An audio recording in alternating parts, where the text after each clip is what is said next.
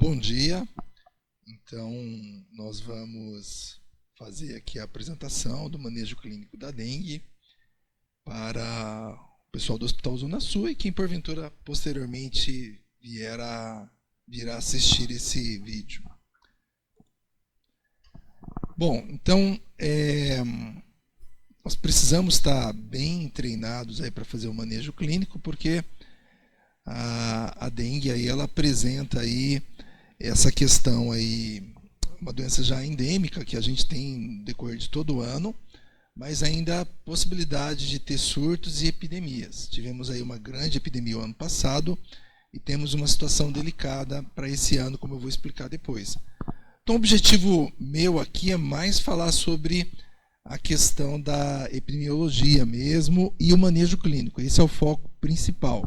Nós vamos falar como fazer isso no Hospital Zona Sul, mas que serve para os outros serviços também. Só aí como, falando aí nessa parte introdutória, né, que a gente teve uma introdução do vírus na década de 40 no Brasil, e ele foi contido, a gente passou um período sem ter casos expressivos e voltou aí na década de 80. O chikungunya em 2014 e o Zika vírus em 2015. Então esses três vírus aí fazem parte do diagnóstico diferencial. Tem alguns sinais e sintomas que são parecidos e algumas especificidades, mas todos eles são transmitidos aí pela picada da fêmea do mosquito Aedes aegypti.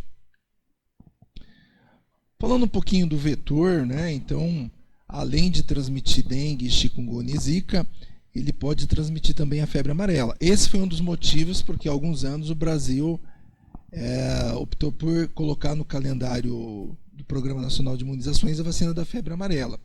Então os casos de febre amarela no Brasil são de febre amarela silvestre, a pessoa que vai lá na mata, onde tem vetores, e aí acaba se infectando lá. Então a febre amarela silvestre. Mas como a gente tem Aedes para tudo que é lado, existe um risco da reurbanização da febre amarela. Por isso que antes fazia só em locais que eram descritos casos, hoje faz parte de todo o Brasil aí a vacina da febre amarela. Então o problema aqui da dengue em relação ao vetor é as fêmeas. Então o macho é basicamente alimentação à base de frutas, mas a fêmea precisa do sangue aí para amadurecer os ovos. O mosquito vive em torno ali de 30 dias e a fêmea chega a colocar aí 150 a 200 ovos e tem essa característica de quiescência. Esses ovos eles podem ficar ali em recipientes e ficar ali sem evoluir para fazer o ciclo aí do mosquito. Então esse ovo ele pode ficar ali em condições não favoráveis, fica ali por mais de um ano. Então essa é a questão aí a importância da gente sempre deixar os ambientes limpos, tudo, porque às vezes que não tem água parada, mas às vezes tem ovo do mosquito ali, que se cair chuva ou qualquer contato com a água, ele pode iniciar o ciclo daí. O mosquito ele voa em média 100 metros, então não adianta eu fazer só o cuidado com a minha casa, porque ele pode aí também fazer aí voar por até 100 metros, isso tem fontes diferentes que falam, mas eu tenho que cuidar da minha casa, mas o vizinho, o pessoal que mora na mesma rua, na mesma quadra, precisa cuidar também, porque senão ele vai... Eu faço a minha parte, o vizinho não faz, e aí complica a minha vida, né? Porque o mosquito vem de fora. Outro detalhe que eu quero chamar a atenção é a transmissão transovariana. Então, se esses ovos forem postos por uma fêmea infectada pelo vírus, ao completar o ciclo evolutivo, já transmitirão a doença, mesmo que ele não tenha picado aí uma pessoa infectada. Então, veja que essas são razões aí para a gente ter a dificuldade do controle do vetor. Então aqui, de uma maneira resumida, né, a fêmea adulta, ela põe os ovos ali em recipientes, geralmente próximos à superfície ali da água onde tem o recipiente.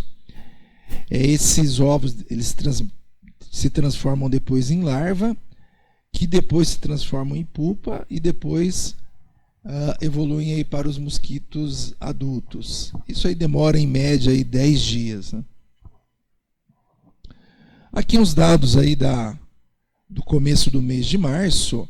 Nós tivemos, aqui é só contando então, ó, primeira semana epidemiológica de 2025 até a semana 9. Então a gente está olhando para trás. Provavelmente hoje deve sair um novo boletim aí, isso aqui era da semana passada. Então veja, ou melhor, são dados que foram do dia 5 de março, quando saiu esse boletim. Deve ter uma nova atualização.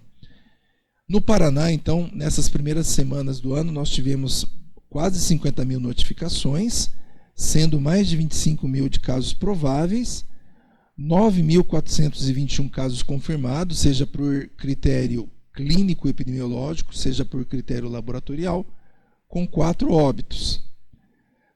Fazendo um recorte aqui para a 17ª Regional de Londrina, que pega Londrina e as cidades do entorno, próximo a 1 milhão de habitantes, nós temos quase 11 mil notificações, 6.500 casos prováveis, 1.649 casos confirmados e 2 óbitos. Eu acho que saiu aí, aumentou para quanto esses óbitos aí? Vocês têm essa informação de Londrina? Então, saiu um dado novo aí, acho que na semana passada. Eu acho que aqui a gente já está com 4 ou 5 óbitos. Deixa a gente dar uma conferida aqui, então. Então, isso aqui, por isso que é importante a notificação, né? Isso aqui a gente está gerando informações em saúde para ver o que está acontecendo. Até o critério para a gente classificar como surto ou como epidemia é a partir das nossas notificações. Então, a notificação ela é primordial para eu saber o que está acontecendo. 3 óbitos fechados, então, 5 em investigação. Então, olha aí, né? Uma doença aí que a gente precisa saber fazer o manejo, porque não deveríamos estar perdendo pessoas aí por causa da dengue. Inclusive criança, né? Criança confirmada ou investigação? Investigação. Então veja que nas unidades sentinelas, o pessoal faz também a investigação do vírus que está circulando. Então, por meio aí da reação de cadeia de polimerase, você coloca qual que é o vírus que está mais circulando. Então, isso aqui é em relação a desde 2010. Por que eu trouxe isso daqui? Ó? Então, veja, nós tivemos a circulação do tipo 1 majoritariamente, quase todos os anos. O tipo 2, aqui em verdinho. E a gente não teve a circulação, muito pouca circulação do tipo 3. O que isso quer dizer? Isso aqui é um risco para a gente.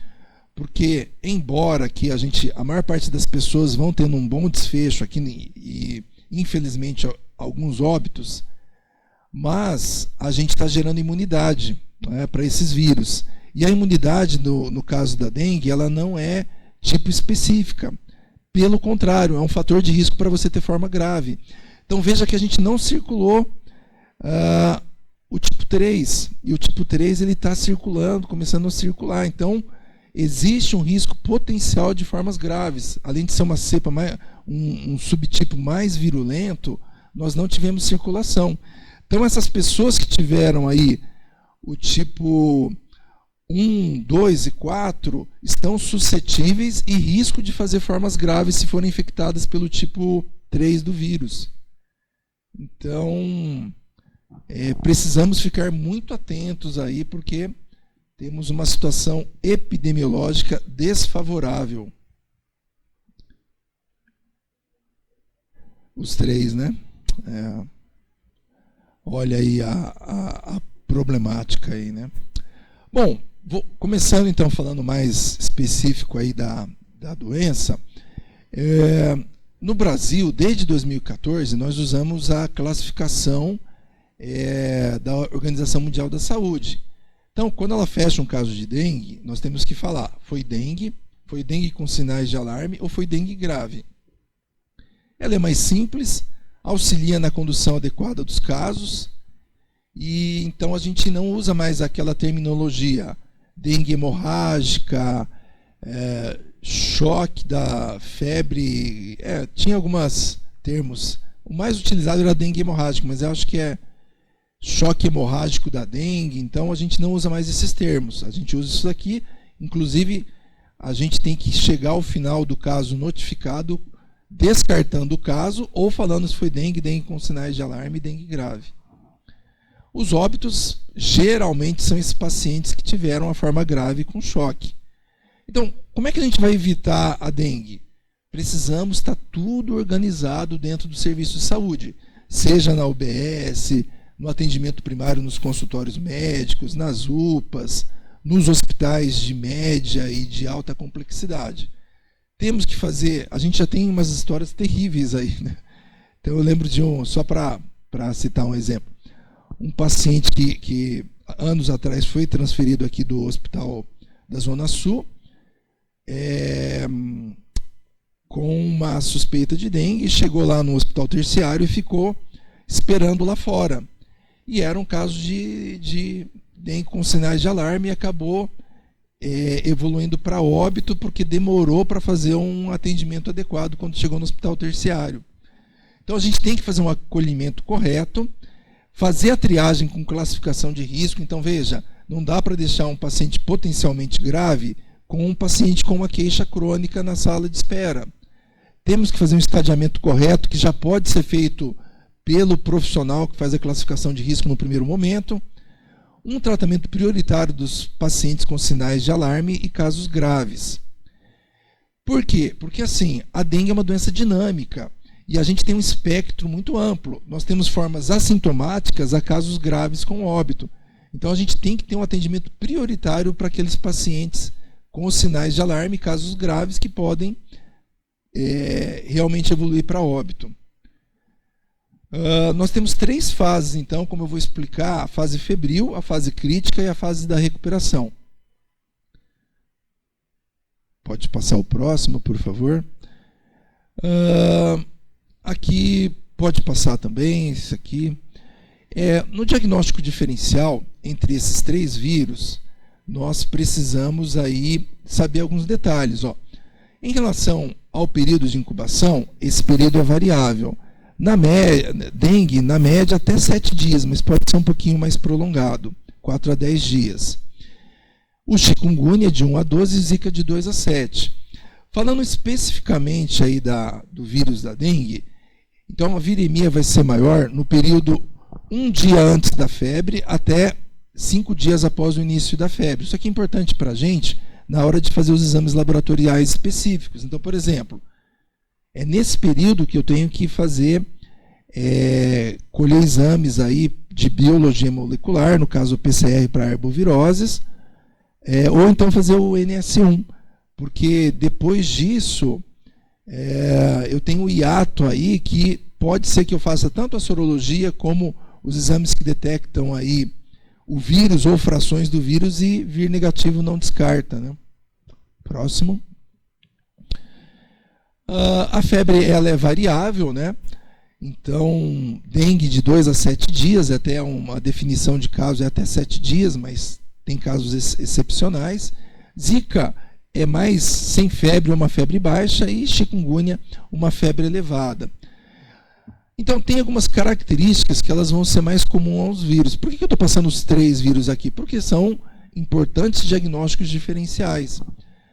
Então, exantema, no caso desses vírus, o mais comum é no Zika vírus. No dengue pode acontecer no 3º ou 6º dia. O Zika geralmente é no início, chikungunya depois. Então, quem provoca mais mialgias em termos de frequência é o vírus da dengue, embora os outros vírus podem provocar também. Quem faz mais comprometimento articular, seja de artralgia, seja até mesmo de artrite, é o chikungunya. Embora a gente possa ter também no Zika, na dengue, tanto em termos de dor articular como frequência, como de intensidade. Pode passar. Esse aqui é um diagnóstico diferencial, está lá no Guia de Vigilância em Saúde, né? É de lá que eu tirei essas fotos. Então, quem provoca aí o edema articular em frequência e intensidade, fazendo artrite mesmo, é mais o chikungunya, tanto em termos de frequência como intensidade. Então a gente tem casos no chikungunya até de artralgia crônica, aí, que a gente precisa usar até medicações imunossupressoras, corticosteroides, porque alguns casos realmente são bem complicados.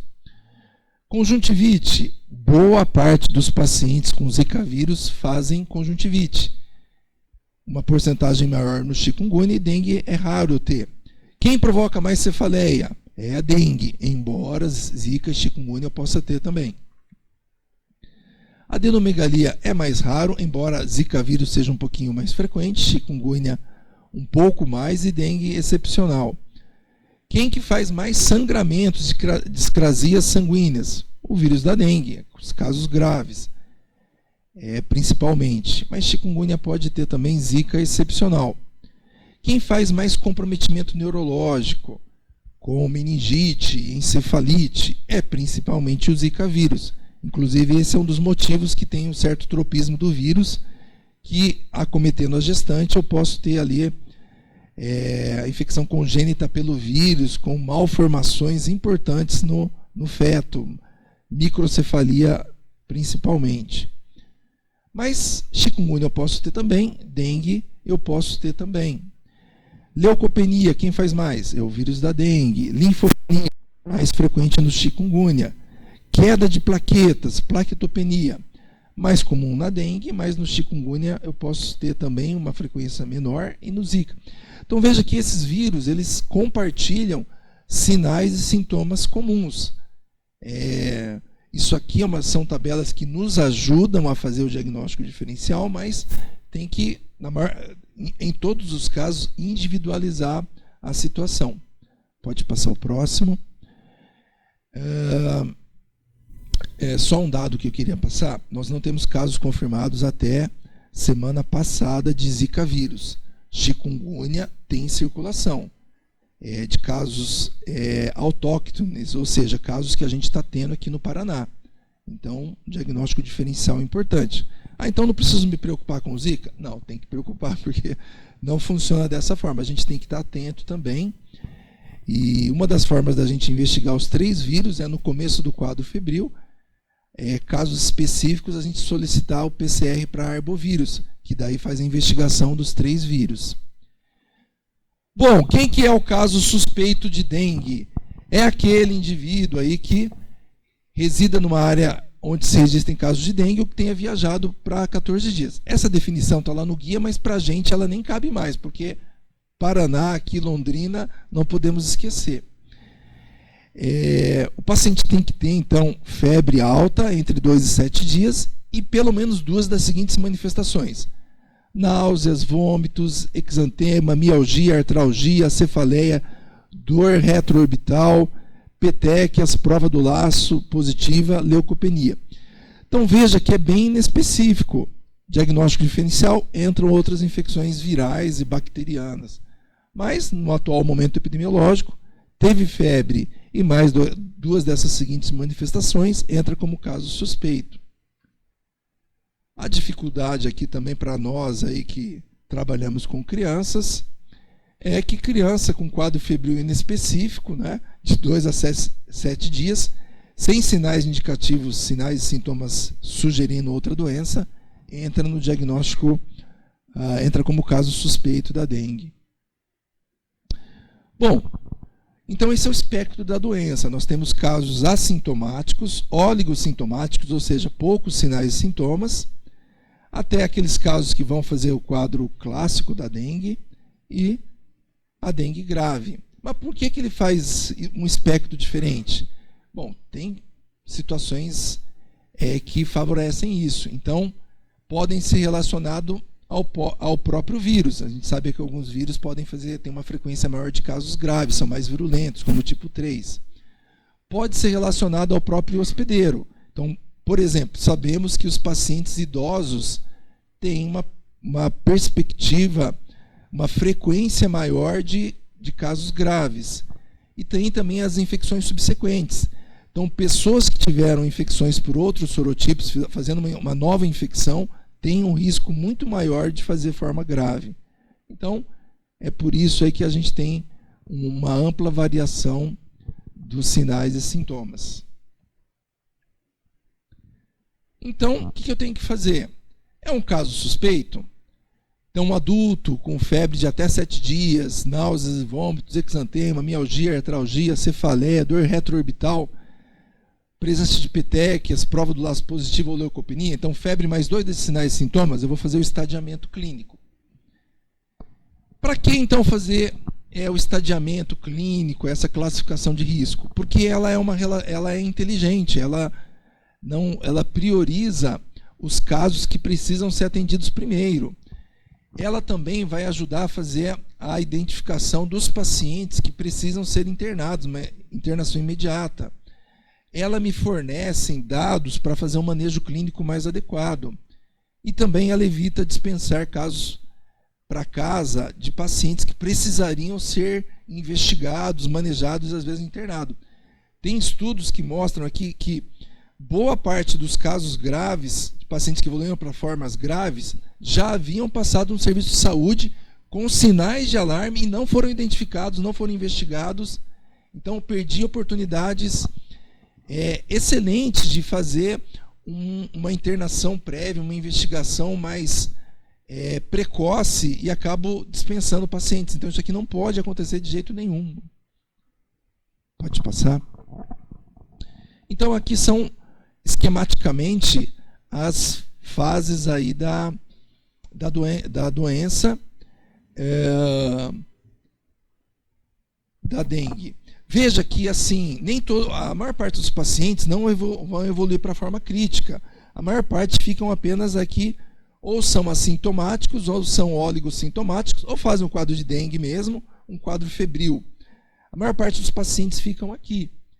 Então, assim, nesse momento aqui, o paciente vai ter a febre alta, pode desidratar, né, pelos sinais e sintomas. Alguns desses pacientes vão evoluir para a forma crítica. E aí, interessante que a forma crítica, ela aparece, a maior parte das vezes, quando há uma diminuição da temperatura. Até uma sensação, pode ter uma sensação de bem-estar do paciente porque passou a febre.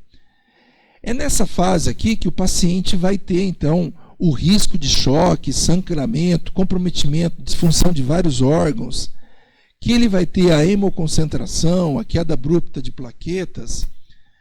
Então veja que aqui eu não posso deixar esse paciente passar, né? Ele caiu no serviço de saúde, ele tem que ser feito um manejo adequado. Infelizmente o Brasil, ele tem uma letalidade mais elevada que outros países. Por quê? Porque muitos desses pacientes passam no serviço de saúde. Se fizer um manejo adequado, a letalidade ela é baixíssima, mas a gente acaba tendo um risco maior, justamente porque muitas vezes não está preparado ou capacitado para fazer um manejo adequado. Porque se eu faço um manejo adequado nesse momento aqui, o paciente depois ele vai evoluir para a fase de recuperação, vai reabsorver a sobrecarga de fluidos, vai, se tiver algum comprometimento, vai restabelecer a função dos órgãos, vai voltar aí o hematócrito voltar ao normal, as plaquetas começam a subir. Então eu tenho que saber essas fases para saber fazer um manejo adequado. Então é aqui que é meu momento crítico, né? Em todos os momentos eu tenho que saber fazer um manejo adequado, mas aqui que eu tenho que ficar mais atento, né? Porque é nesse momento aí que eu vou ter aí a perspectiva do paciente evoluir para choque, sangramentos e alterações em diversos órgãos. Essa fase crítica ela é bem delicada. Aqui eu tenho que saber atender, saber dispensar o paciente e orientá-lo bem. Mas aqui eu não posso bobear, porque aqui realmente é risco. Então, classificação em 4 tipos, estadiamento de 4 tipos, A, B, C e D. Quem que é o A?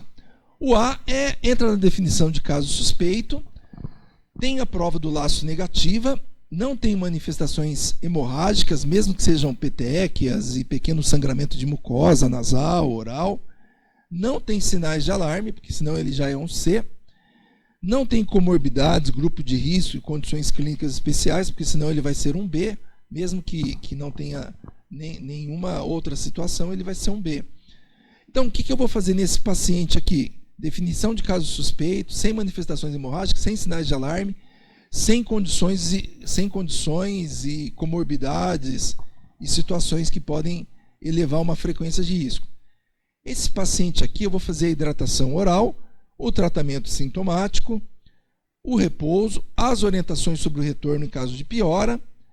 Esse paciente aqui eu não posso esquecer de fazer o cartãozinho da dengue. Nós temos aqui no hospital o cartão da dengue, que lá você pode colocar, lá você vai falar os sinais vitais do paciente quando procurou atendimento no hospital.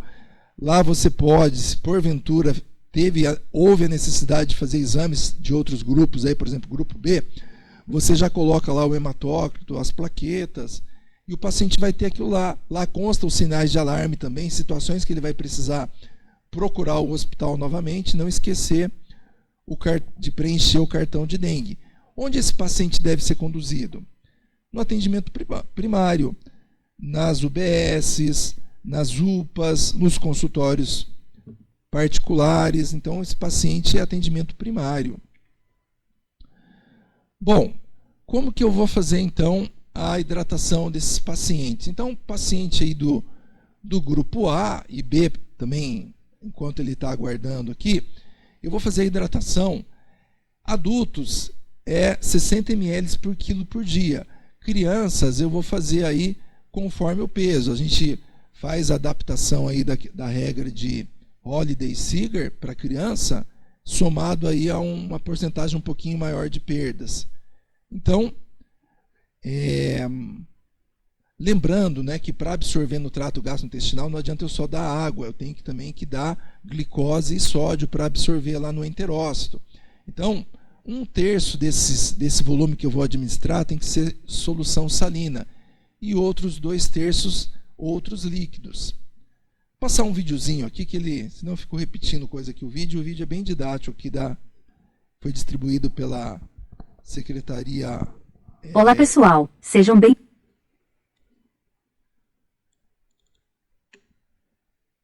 bem-vindos. Este vídeo é uma estratégia de atualização rápida para profissionais de saúde com foco na reidratação oral do paciente com dengue. Para começarmos, vamos relembrar um pouco da fisiopatologia da doença. A resposta imunológica à infecção viral produz mediadores que aumentam a permeabilidade vascular. Com isso ocorre o extravasamento de líquidos e proteínas para o interstício, órgãos e cavidades. Quanto mais líquido é perdido, maior a concentração de moléculas inflamatórias no sangue, o que piora o processo de fragilização do endotélio. Juntamente à plaquetopenia, temos os sangramentos e a hemorragia como sinais de alarme, e o choque como a complicação mais grave. Por esses motivos, é fundamental garantir a hidratação do paciente, que reduz a concentração dos mediadores, mantém a volemia e afasta o risco de óbito. Vamos dar uma olhada no fluxograma de estadiamento da dengue. O documento completo está disponível no site indicado, na seção de materiais de apoio para profissionais de saúde. Pacientes que não têm sangramento espontâneo ou induzido, sem comorbidades ou risco social, são classificados no grupo A. Para eles a conduta é a terapia de reidratação oral associada ao tratamento sintomático. Nesses casos, exames laboratoriais não são obrigatórios e o paciente pode realizar o tratamento em seu domicílio, retornando ao serviço conforme preconizado ou em caso de piora. Agora veja, caso o paciente não tenha hemorragia ou sinais de alarme, mas apresente sangramento de pele espontâneo ou induzido, uma comorbidade ou risco social, ele é estadiado no grupo B. É o grupo que não está grave, mas precisa de uma atenção especial. Para eles é obrigatória a realização de hemograma e o paciente deve permanecer em observação até o resultado ou reavaliação. Enquanto espera, deve iniciar a hidratação oral imediatamente. É importante ressaltar a diferença entre uma simples reposição hídrica e a terapia de reidratação oral, abreviada como TRO. Apenas o aumento na ingestão de líquidos não é suficiente, pois é preciso garantir a reposição de eletrólitos para facilitar a hidratação, manter a função renal e reduzir sintomas como a astenia. Isso é feito com o uso de uma solução de sais de reidratação oral de maneira complementar aos demais líquidos. E atenção! O soro caseiro não conta como TRO, nem aquele isotônico esportivo. A meta da TRO em pacientes adultos com dengue é de 60 ml por quilo de peso por dia. Do volume total calculado, 1/3 será com a solução de sais de reidratação, sempre a ser consumida nas primeiras 6 horas. Os outros 2/3 é feito com outros líquidos no restante do tempo, que pode ser água, sucos de frutas, soro caseiro, chás, água de coco, entre outros. Essa terapia deve ser mantida pelo menos até 24 horas após o término da febre. Para um paciente adulto com 70 kg de peso deve ser prescrito volume total diário de 4,2 litros, sendo 1,4 na forma de solução de sais de reidratação e os outros 2,8 litros em líquidos da preferência do paciente. É preciso garantir que o usuário compreenda como fazer isso no seu dia a dia. Além de tudo escrito, você pode exemplificar, nas 16 horas do dia que ele passa acordado, a cada hora precisará consumir o total de 270 ml. Para ficar ainda mais claro, um copo americano e meio por hora.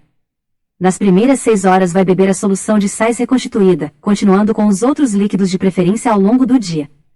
Desse jeito fica muito mais fácil, não? Lembra que comentamos que os pacientes do grupo B permanecem em observação até terem o resultado do hemograma? Se indicar hematócrito aumentado, esse paciente precisa realizar um ciclo de TRO supervisionado. Ele vai para um leito de observação, vai consumir 1/3 do volume total da TRO em apenas 4 horas. Esse terço será apenas de solução de sais de reidratação, sem outros líquidos. A terapia será assistida diretamente por um profissional de saúde que vai controlar a ingestão, por isso é supervisionada. Se mesmo assim não houver melhora, será necessário considerar a hidratação intravenosa. Outras dicas. Normalmente um sachê de sais de reidratação deve ser diluído em 1 litro de água fervida ou filtrada, que pode ser consumida em até 24 horas mantendo em geladeira. Após isso, se não for usada deve ser descartada. A solução gelada ajuda seu consumo, pois tem melhor aceitação. Crianças e pacientes com problemas renais têm regras específicas para a definição do regime de hidratação. Na avaliação laboratorial, se o valor do hematócrito estiver aumentado em mais de 10% em relação a um exame anterior, ou em termos absolutos, maior do que 44% em mulheres ou 50% em homens, significa que há hemoconcentração. Via de regra, como a maior parte do tratamento dos grupos A e B será no próprio domicílio, é importante que o paciente esteja atento e seja capaz de identificar os sinais de alarme. Espero que tenhamos ajudado de alguma forma. Se ficaram dúvidas, não deixe de conferir os materiais no site www.dengue.pr.gov.br. Veja que o vídeo foi feito na época da pandemia, ali, onde todo mundo de máscara. Ali. Tem também... A Secretaria Estadual de Saúde, ela colocou também, vamos já aproveitar, Gustavo, colocar aquele site ali, uma forma também de fazer o cálculo rápido também, é mais ou menos isso, coloca, né? Ó. Isso aqui então é da Secretaria Estadual de Saúde, olha lá, www.saudedigital.pr.gov.br. Então nesse site aí você pode abrir e ele calcula ali adulto e criança. Vamos fazer um outro peso aí, vamos ver, 60 quilos, Gustavo, põe aí, ó. 60 quilos adulto, calcular. Então ele já te dá ali, ó. Então o paciente tem que ingerir 3.600 líquidos em 24 horas, sendo 1.200 em TRO, 2.400 nos outros líquidos. Então nas primeiras 4 a 6 horas, ofertar 1/3 desse volume, manter a hidratação, até ficar pelo menos 24 horas ou 48 horas sem febre, ele até calcula ali, ó. Para você fazer esse volume, o paciente você tem que colocar na receita ali 2 envelopes por dia de tratamento, considerando que cada envelope tem 1 litro. Nós temos também aqui no Hospital Zona Sul um colega médico que anos atrás desenvolveu também uma planilha. Essa planilha está em todos os computadores do hospital, chamado Arbovirose. Nessa planilha, você coloca o nome do paciente e o peso e já sai a receita, seja adulto, seja criança. Eu não trouxe aqui, mas ela está lá. É uma planilha do Excel, digitou o nome, se é adulto ou criança, e você coloca o peso do paciente. E aí ele já sai lá, é só você clicar em imprimir, que sai o nome do paciente, sai o volume de soro que ele tem que tomar, sai o tratamento sintomático lá, de pirona, paracetamol. Então tá bem legal lá essa planilha do colega lá. Eu acabei não trazendo aqui, mas dá para usar também, porque isso aí facilita muito o atendimento. Bom, vamos lá, voltar no slide. Então, o caso B. O caso B é aquele paciente que entra na definição de caso suspeito, tem a prova do laço positivo, manifestações hemorrágicas espontâneas, por exemplo, petequia, e ausência de sinais de alarme. Então, quais são essas condições especiais, ou de risco social, ou comorbidades? As nossas crianças lactentes, abaixo de 2 anos, os idosos acima de 65, a gestante, o hipertenso, o cardiopata, o diabético, o DPOC, a obesidade, principalmente obesidade mórbida, as doenças hematológicas crônicas, como a anemia falciforme, as púrpuras, os renais crônicos, os hepatopatas, as doenças autoimunes. Se ele tiver essas comorbidades, mesmo, né, que ele não tenha prova do laço positiva ou manifestações hemorrágicas, ele já de cara ele já é um B. E o que eu tenho que fazer com o paciente classificado como B? Esse paciente aí eu tenho que... só que a prova do laço, como faz, né? Ó, você vai fazer aí calcular a pressão média, por exemplo, 120 por 80. Pressão média 100. Insuflo o manguito até o 100 e deixo 5 minutos no adulto e 3 minutos na criança. Faço um quadradinho ali, né, de 2,5 por 2,5. Então, se depois do manguito ali até a extremidade do membro, né, ele fizer nesse quadradinho de 2,5 por 2,5, for adulto, fazer 20 ou mais petequias, ou criança 10 ou mais petequias, ele é uma prova do laço positiva. Lembrar de ver o membro inteiro, não só perto do manguito. Vira o braço, dá uma olhada, vê se a mão fez. Então, daí ele é considerado aí uma prova do laço positiva. Então, o que eu faço para esse paciente aqui? Que é obrigatório. Esse paciente, classifiquei ele como B, eu tenho que fazer um hemograma. Posso fazer outros exames conforme a condição. Sei lá, se é um renal crônico, além de colher o hemograma, já vejo lá ureia, creatinina ou eletrólitos, para ver se ele está descompensando a sua doença de base. O ideal é que esse hemograma esteja pronto em até 2 horas, no máximo 4 horas. Eu sei que aqui no Hospital Zona Sul não é tão fácil assim de conseguir do laboratório terceirizado, mas isso aqui é para a gente ver como é que vai ser a nossa conduta a partir aí desse resultado de hemograma. Se esse paciente aí tiver um hematócrito normal, ele vai ser a mesma conduta do A. Acompanhamento ambulatorial, com reavaliação diária, o cartãozinho da dengue, a hidratação igual a gente viu. Mas se ele tiver com hematócrito aumentado ou aparecer os sinais de alarme, a conduta é do grupo C. E quem que é o grupo C? O C é aquele que tem algum sinal de alarme, seja clínico ou seja laboratorial, no caso hemoconcentração principalmente, e lembrar que esse C não precisa ter manifestações hemorrágicas. Até uma vantagem aí da nova nomenclatura que foi adotada pelo Brasil há alguns anos é que às vezes o paciente não tinha hemorragia, mas tinha sinal de alarme e você não, às vezes classificava ele, né, tinha essa dificuldade de falar que ele estava com a forma hemorrágica, mesmo que ele não tivesse hemorragia. Então essa classificação, nesse sentido, ela ficou melhor. Então esse paciente do grupo C não precisa, às vezes até prova do laço é negativa. Então veja que esse paciente aqui, o que caracteriza é o caso suspeito e a presença de algum sinal de alarme. Pode passar. Quais são os sinais de alarme conforme aí o protocolo do Ministério da Saúde do ano passado, de 2024? A dor abdominal intensa e contínua, os vômitos persistentes, o acúmulo de líquido, seja ascite, derrame pleural, derrame pericárdico, hipotensão postural ou lipotímia, a hepatomegalia, no caso de adulto, maior que 2 centímetros do debordo costal, geralmente dolorosa, o sangramento de mucosas, a letargia ou irritabilidade e o aumento progressivo de hematócrito. 2016 ele colocava lá também a queda abrupta de plaquetas, mas ele foi retirado.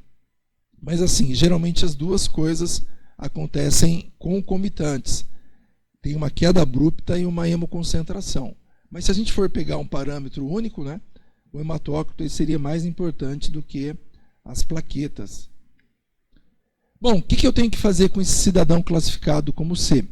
Tem que fazer a reposição volêmica imediata, porque esse paciente já está na fase crítica, e aí eu tenho que fazer a administração de volume para ele, né? O protocolo do Ministério da Saúde sugere lá que eu faça 10 ml por quilo de cristalóide, seja soro ou Ringer lactato. Mantenho, né, até o resultado aí do hematócrito, 10 ml por quilo. Faço uma reavaliação desse paciente aí, após iniciar a primeira hora de hidratação. Esse paciente não pode internar e veio para o hospital Zona Sul a dengue tipo C. Eu internei e deixei esse paciente lá na enfermaria. Não pode. Esse paciente eu tenho que monitorizá-lo, ver sinais vitais, ver a PA, ver se a diurese está adequada, sendo considerado até 1 ml por quilo por hora. E essa expansão que eu faço, ela pode ser repetida em até 3 vezes. Se o paciente não conseguir hidratá-lo, ou mesmo ele tiver aí alguma sinais de hipoperfusão, não tiver uma diurese adequada, como a gente esperaria, né? Se esse paciente estabilizou, aí vou fazer a fase de manutenção da hidratação. Então, na primeira fase, o protocolo sugere 25 ml por quilo em 6 horas. E se houver melhora aí nessas primeiras 6 horas, inicia a segunda fase, que também é 25 ml por quilo em 8 horas. Se não houver uma resposta adequada, conduzir como D. Então, veja que esse paciente aqui como C, nesse primeiro atendimento, aí nessas primeiras horas, eu tenho que ficar em cima dele. Eu tenho que fazer coleta seriada de hematócrito.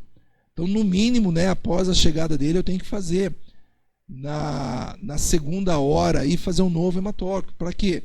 Para ver se a minha hidratação foi suficiente, para ver se não caiu mais, porque do ponto de vista clínico, o paciente ele faz sinais de alarme, mas do ponto de vista laboratorial, ele pode estar hemoconcentrando.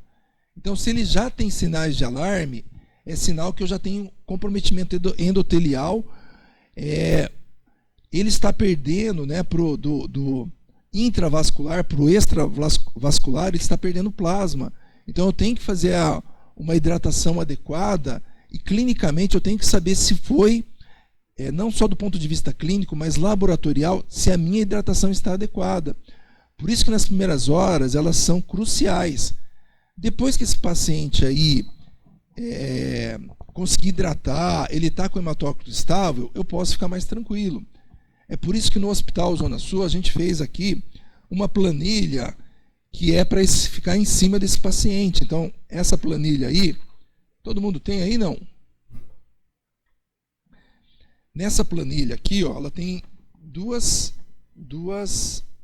uma folha com 2 páginas. Então, o controle deve ser feito até a estabilização do quadro de 2 em 2 horas, pelo menos. Se você pegar essa folhinha aí, ó, quando foi elaborado, a gente quis fazer uma coisa que fosse bem prática.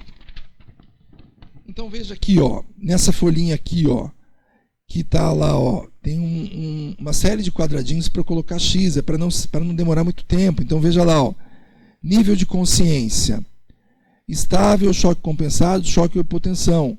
Aí eu tenho que colocar ali, eu não vou classificar isso, só vou fazer X. O paciente está claro e lúcido? Beleza, põe aí. Enchimento capilar, menor que 2 segundos, maior que 2 segundos ou muito prolongado, vários segundos. Como é que está a temperatura, volume? Então aqui é uma forma de X para fazer uma coisa rápida.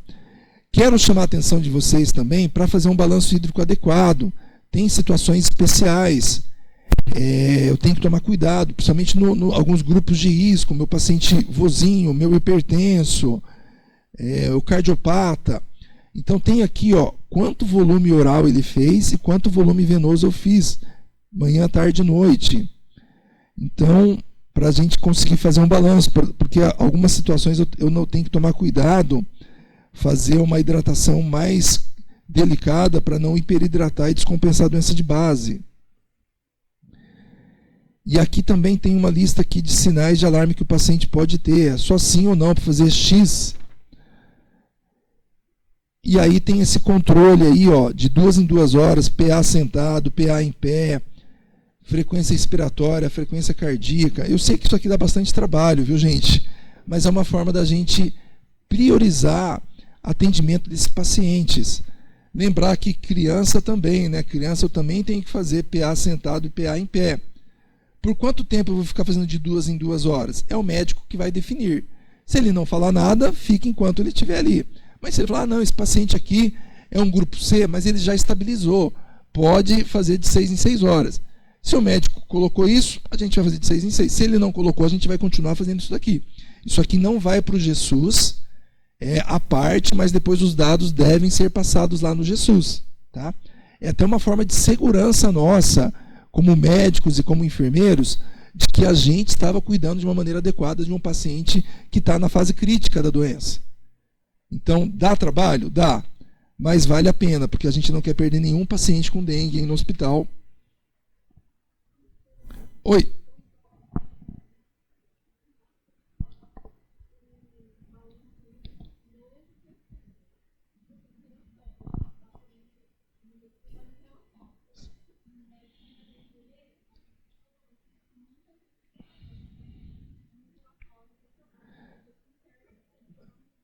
Legal, ó, a Aline falou uma observação aqui importante, porque essa folha ela é a parte. Então ela não consta o balanço hídrico, mas o que foi anotado aqui depois é passado, né? Foi isso, né, Aline? E o paciente em atendimento também aí acaba não registrando, mas depois tem que ser passado lá para que tanto a equipe médica, de enfermagem, possa ser tá bem anotadinho, a gente sabendo como é que a gente como está conduzindo esse caso. Depois que eu fiz o treinamento semana passada, retrasada, passada, aí eu conversei com o pessoal da nutrição para explicar também a questão da solução de reidratação oral e tal. E aí a gente falou, ó, para deixar bem anotadinho aqui, ó, que o soro de reidratação oral, ele entra aqui, ó, nessa volume oral, ele tem que ser quantificado também nessa planilha, né, o soro de reidratação oral. O pessoal pede bastante, e tomar cuidado que a gente tem muitos pacientes aqui que tem algumas situações especiais.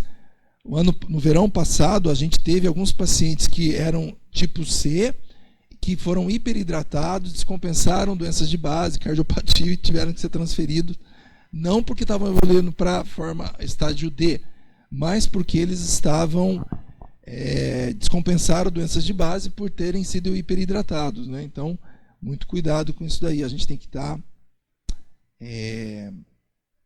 muito atento para algumas situações especiais, né? Tem que ser individualizado o tratamento. O paciente estadiado como C é obrigatório o hemograma com plaquetas, as transaminases e a albumina. É recomendado, pelo protocolo do Ministério da Saúde, fazer a radiografia de tórax e ultrassom de abdômen.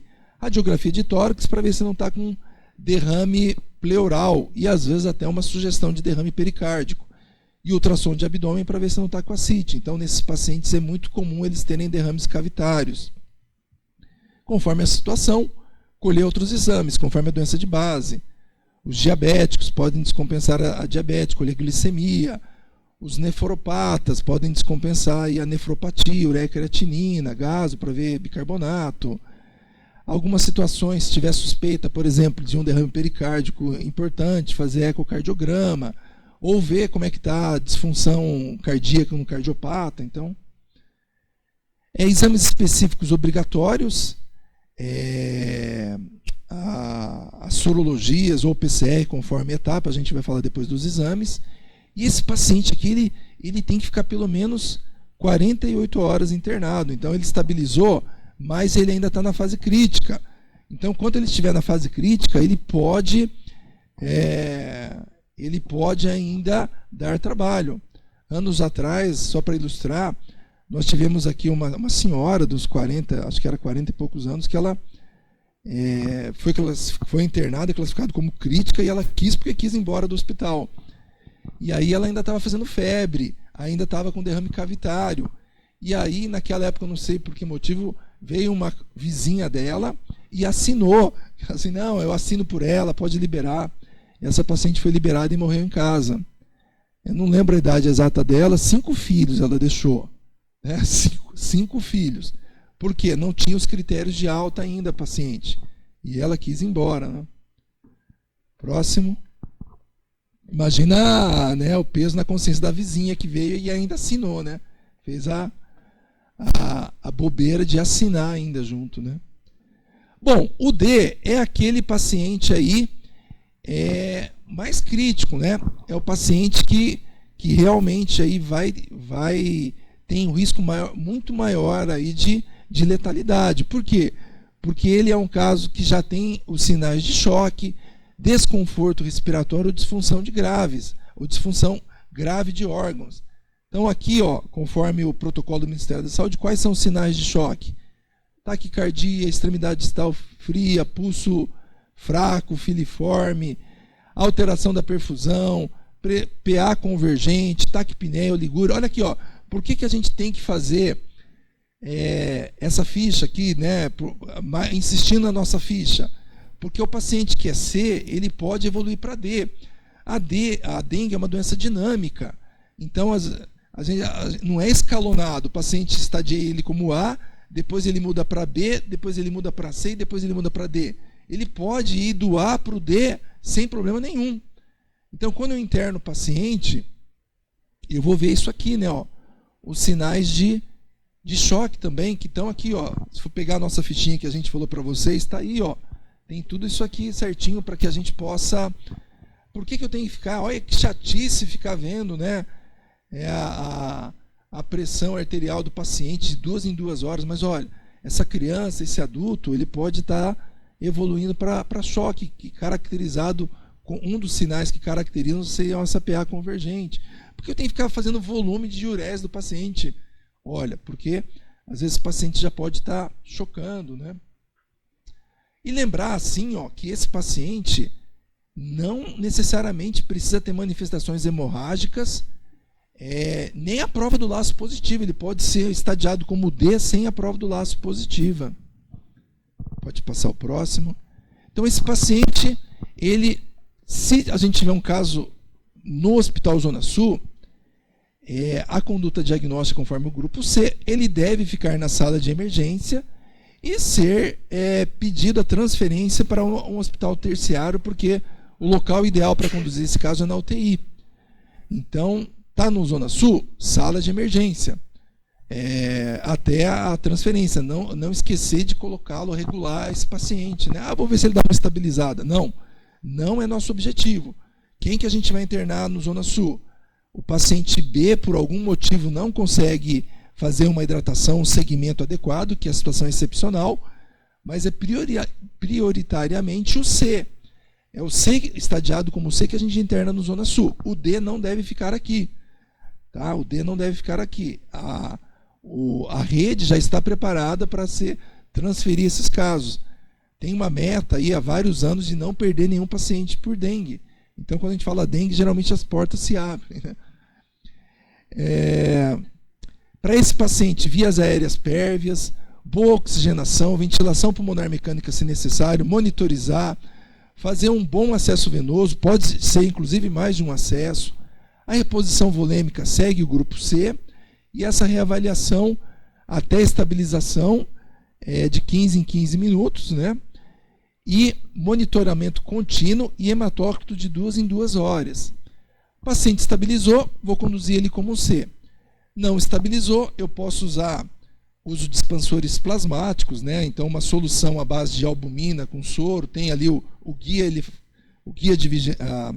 protocolo do ano passado do Ministério, ele dá uma sugestão ali, investigar se ele não está tendo hemorragias e de repente aí de repente, ao invés de concentrar, ele está com hematócrito em queda. Então ele pode estar tendo hemorragias internas ou mesmo coagulopatias. Se porventura ele tiver hemorragias significativas, eu posso fazer concentrado de hemácias. Se for caracterizado uma coagulopatia, posso fazer plasma fresco, vitamina K, crioprecipitados. O pessoal às vezes pega essas plaquetopenias intensas, significativas, 5.000, 3.000, e quer fazer plaqueta. Mas é situação excepcional a gente administrar plaqueta. Ele tem que ter sangramento persistente e não controlado. Eu tenho que corrigir os fatores de coagulação, tem que corrigir o choque, ele tem que ter uma plaquetopenia e o TAP dele com um INR maior do que 1,5 o valor normal. Então são situações excepcionais. A maioria esmagadora dos casos C e D não precisam de plaquetas. Eu queria só, a gente já está caminhando para o final, tá, pessoal? Idosos, a gente tem que tomar cuidado na hidratação do nosso paciente idoso. Ele tem o maior risco de complicações e choque na dengue. Por outro lado, ele tem o maior risco de sobrecarga de fluidos. Então, uma hidratação minuciosa e acompanhada. Não, vou socar lá meu volume lá para o meu vozinho e às vezes ele descompensa. O hipertenso também, ele pode evoluir para choque com PA, inclusive com nível mais elevado. Então, o protocolo do Ministério da Saúde ele sugere para olhar não somente a PA, olhar outros parâmetros, a perfusão periférica, a oligúria, né? Então, se esse paciente tiver uma redução de 40% em relação aos níveis pressóricos anteriores, eu já classifico ele como hipotenso. Mesmo que de repente ele está lá 12/8, só que a pressão dele é muito maior a basal, né? Então, nesse paciente aqui, estaria indicado eu suspender a medicação hipotensora. Se ele tiver o hipertenso sinal de alarme PA normal, mantenha medicações. Mas se ele tiver aí desidratado com hipovolemia, o protocolo sugere suspender o diurético e vasodilatador. Cuidado, né, com os beta-bloqueadores e a clonidina, que depois pode fazer hipertensão rebote nesse paciente hipertenso. Pode passar o próximo. Cardiopatia, principalmente insuficiência cardíaca congestiva. Ele sugere a gente acompanhar ali o protocolo do Ministério da Saúde, esses 4 parâmetros aí, PA, débito urinário, perfusão periférica e congestão pulmonar. E aí, conforme a situação clínica, ele me dá aqui algumas opções. Por exemplo, o paciente está com oligúria e hipotenso, o que eu vou fazer no cardiopata? Vou usar drogas vasoativas e possibilidade aí de usar volume, dependendo aí, né, se tiver ou não congestão pulmonar. Uma outra situação aí, o paciente cardiopata está com perfusão periférica normal, mas está hipotenso, aí eu vou fazer volume para ele, né? Se estiver normotenso, eu só vou fazer manutenção. Então ele faz essas propostas aí para a gente fazer uma hidratação mais direcionada ao paciente cardiopata, que pode aí descompensar a sua cardiopatia. Então, que pacientes que eu vou internar? Aqueles que têm sinais de alarme, ou de choque, ou sangramento, ou comprometimento grave, principalmente C e D. Se é um B, que recusa a ingestão de alimento e líquido, também é uma perspectiva também. Aquele paciente que tem comprometimento respiratório, né? Aquele paciente que eu não vou conseguir fazer um segmento adequado, sei lá, por exemplo, um vozinho que é classificado como B acamado, um paciente com retardo importante, do retardo mental importante, sei lá, uma síndrome de Down, algum paciente assim, é um B, mas não vou conseguir fazer um acompanhamento adequado. Você poderia interná-lo também. Ou um paciente B que descompensa a sua doença de base, né? E conforme situações específicas, a gente não consegue contemplar todas as situações. Falar dos exames, nos primeiros 5 dias, onde tem uma viremia maior, fazer o RT-PCR, que tem a vantagem de fazer também para arbovírus. E o NS1 também é possível fazer, é a proteína não estrutural do vírus, que também ajuda a fazer aí o diagnóstico. Após o 6º dia, fazer a detecção da classe de anticorpos da classe IgM. Vou botar o videozinho aí da CES, aí que tem um videozinho. Olá pessoal, esse é o nosso 2º vídeo para atualização rápida de profissionais de saúde. Nele vamos abordar os exames laboratoriais para diagnóstico da dengue. Para entender quais exames podemos utilizar, precisamos conhecer um pouco da evolução da dengue no organismo. Após 8 a 12 dias de incubação, ocorre o aumento da carga viral, e a resposta imunológica leva ao aparecimento dos sintomas, caracterizando a fase febril da doença. Na medida em que a resposta imunológica do organismo se intensifica, a viremia diminui, com o declínio da febre entre o 3º e 7º dia do início dos sintomas. Essa é a fase crítica da doença, pois os mediadores inflamatórios produzidos, e a plaquetopenia, podem levar ao aparecimento dos sinais de alarme e ao agravamento do caso. A fase de recuperação se inicia entre 24 e 48 horas da fase crítica.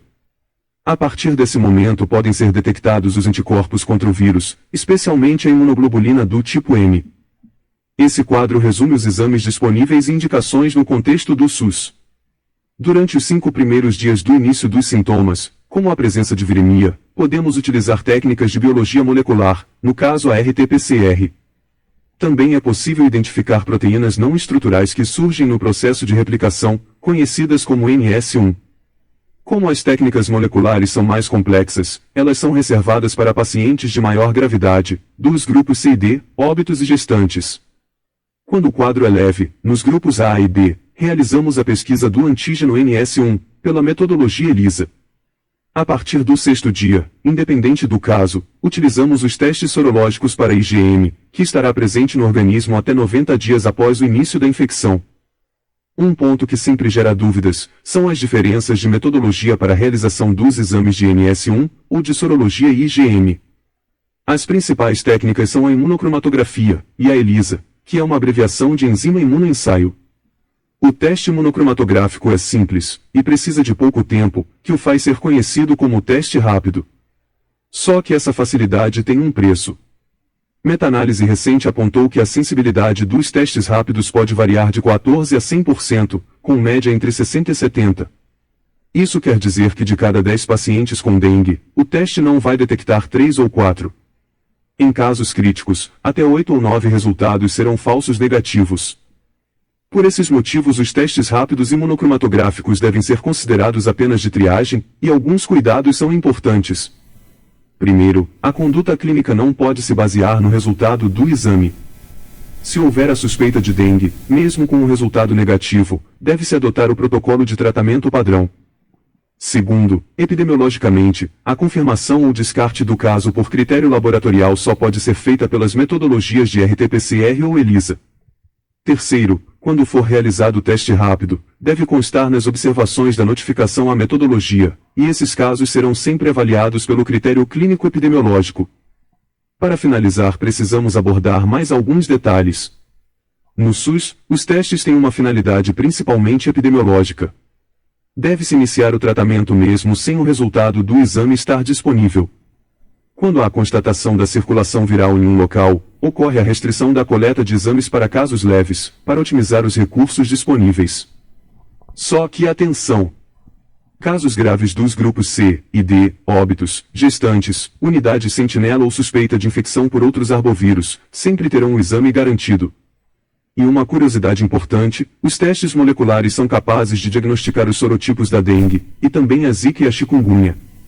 Por isso é importante estar atento e garantir a coleta desse exame sempre que possível. É isso.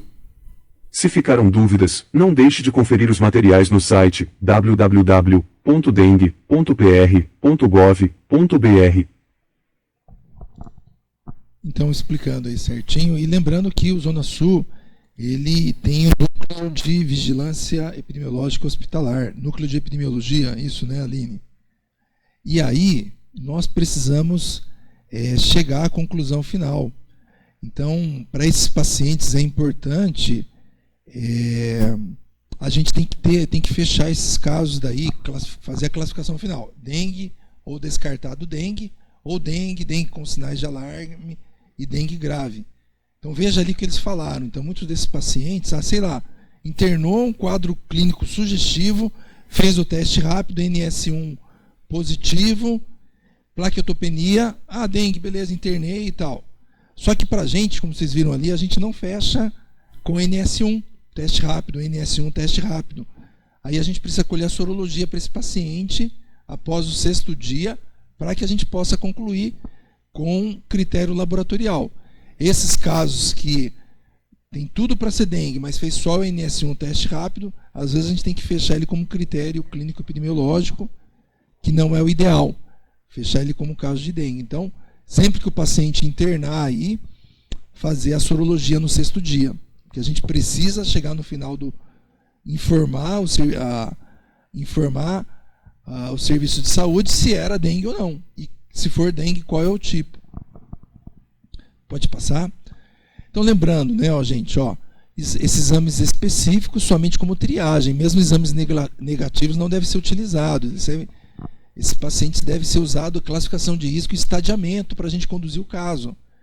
Então, às vezes, não tem NS1 para a gente fazer, como é que eu vou fazer aqui? Não, É um caso suspeito, mesmo NSO negativo, você tem que fazer o estadiamento para você fazer o manejo clínico. Beleza? Pode passar, Gustavo. Olha aqui, ó. Até para nossa proteção, colocar aqui, ó. Eu tenho que ter certeza que o paciente saiu da fase crítica. Quando saiu da fase crítica, ele tem que ter esses 5 critérios aqui para ficar confirmado. Estabilização hemodinâmica por 48 horas, sem febre por 24, melhora visível do quadro clínico, hematócrito normal estável por 24 horas e plaquetas em elevação. Tinha o critério no protocolo de 2016, plaquetas acima de 50 mil. Não, posso liberar com plaqueta abaixo de 50 mil, desde que elas estejam em elevação, para que a gente não libere ninguém na fase crítica. E lembrar, pessoal, dengue é doença de notificação compulsória. O que isso quer dizer? Todo profissional de saúde teve contato com o caso, deve notificar o caso, tanto médico como enfermeiro. Então, no final a gente tem que falar lá, é um caso descartado, é um caso confirmado por critério laboratorial clínico epidemiológico. E aí, se ele é confirmado, qual tipo? É dengue? É dengue com sinais de alarme? É dengue grave? Lembrando que os principais casos de dengue grave vão ser aqueles que fizeram choque, desconforto respiratório, sangramento grave, mas eu posso ter casos também que não evoluíram para esses critérios, mas tiveram comprometimento grave de órgãos. Então, por exemplo, se o paciente tiver dengue e fizer AST/ALT maior de 1000, mesmo que ele não choque, desconforto, né, ele vai ser classificado como dengue grave. Sistema nervoso central, com alteração do nível de consciência. No ano passado a gente teve aí, acho que 1 ou 2 casos de que fizeram meningite com alteração de consciência. O paciente ficou aqui, também classificamos como grave. Fizer miocardite, também é classificado como grave. Então, mesmo que não evolua para choque, esses casos aí, classificação final deles é dengue grave. Finalizando com as vacinas, nós temos aí 2 vacinas liberadas pela Anvisa, a vacina do laboratório francês, Sanofi. Desde 2015, o Paraná comprou um monte dessas vacinas aí quando elas foram lançadas em caráter experimental, mas ela teve um problema, né? Depois que vacinou aí milhares de pessoas, foi visto que essa vacina tinha um aumento de hospitalização em caso de pacientes que não tiveram dengue. Então, veja que um evento complicadíssimo, né? Matou a vacina, porque depois a Anvisa teve que corrigir somente liberado para quem já teve a doença, porque se a pessoa não teve a doença e toma a vacina e ela tiver dengue, ela tem um risco maior de hospitalização, né? Acabou com a vacina, né? Alguém aqui tomou ou não? Tomou? Você também tomou? Então tá bom. Esquema completo? Mas não teve que internar não, né? Não. Então tá bom. E aí, 2023, a Kedenga, do laboratório japonês Takeda Pharma. Então foi aprovada aí de idade de 4 a 6 anos, um esquema de 2 doses com 80% de eficácia. Não tem relatos ainda de problemas com essa vacina. E o Brasil comprou, vacinou, acho que começou a vacinar crianças numa faixa etária aí, só que o laboratório não dá conta de produzir tanta vacina para o Brasil. E além disso também tem uma vacina que está para ser liberada aí chegou na fase final de estudo do Butantan, e é uma vacina que, daí no caso, como é um laboratório nacional, vai ser muito mais fácil a gente produzir, mas ainda não está disponível, né, a vacina do Butantan. Pessoal, era isso então.